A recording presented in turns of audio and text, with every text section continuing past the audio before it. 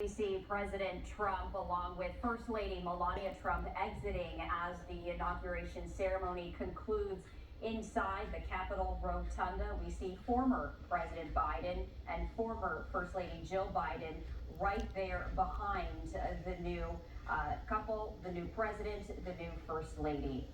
Joining me to continue our coverage is my colleague Andrew Kraft, and we have been witnessing history in the making, Andrew, as Donald J. Trump, now the 47th President of the United States, the second time in history that a president has a second term that's non-consecutive.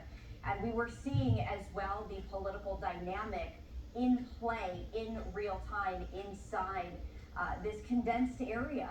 I'd love to hear your thoughts as we continue to see everyone standing as we are now awaiting the departure ceremony for former President Biden and former Vice President Harris. Yes, Stephanie, good to be with you. Good to be with everyone watching. Well, that is how we do it here in the United States. The peaceful transition of power, that is what we all have just watched, all have just observed here. And the political dynamics in play were palpable. Yes, this is a historic moment. And we should talk about some of the news that was made in the speech that President Trump now delivered. It lasted 30 minutes on the dot. His first inaugural was 17 minutes, so going a little longer.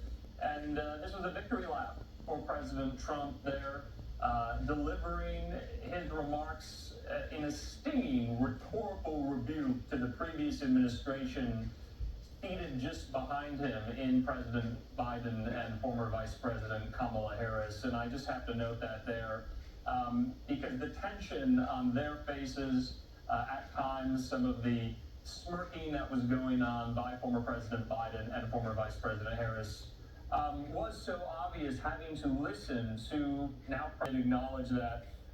But some news was made, like I said, Stephanie, in that speech. This was somewhat of a campaign rally speech dressed up as an inaugural address. You heard there, if you watched the campaign last year and so many of his rally speeches, that he said what he was going to do. He said those campaign promises will become reality. And two national emergencies were declared, one there on the southern border, also one having to do with our energy independence as well. So it's not every day that in an inaugural address, the president declares two, let alone one, national disaster emergencies. He said he's shutting down the southern border completely. He's designating the Mexican drug cartels, he said, as foreign terror organizations.